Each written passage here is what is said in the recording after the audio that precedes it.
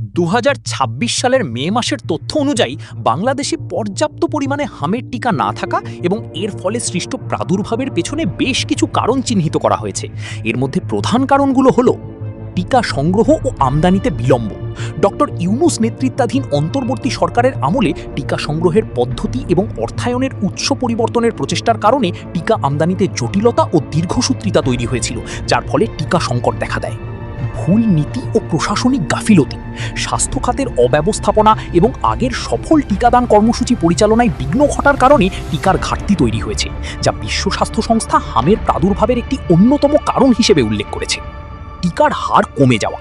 ইউনিসেফের তথ্য অনুযায়ী 2023 সালে হামের প্রথম ডোজ MR1 কাভারেজ কমে 86% এবং দ্বিতীয় ডোজ MR2 80.7%-এ নেমে এসেছে।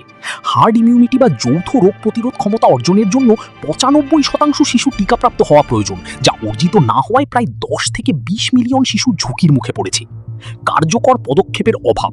টিকার মজুদ শেষ হয়ে গেলেও সময় মতো নতুন টিকা সংগ্রহের ব্যবস্থা না করায় এবং স্বাস্থ্যকর্মীদের অসন্তোষ ও ধর্মঘটের কারণে টিকাদান কার্যক্রম বাধাগ্রস্ত হয়েছে। ভুল তথ্য ও সচেতনতার অভাব। টিকার কার্যকারিতা নিয়ে ভুল তথ্য ছড়ানো এবং অভিভাবকদের অসচেতনতার কারণে অনেক শিশু টিকা পায়নি।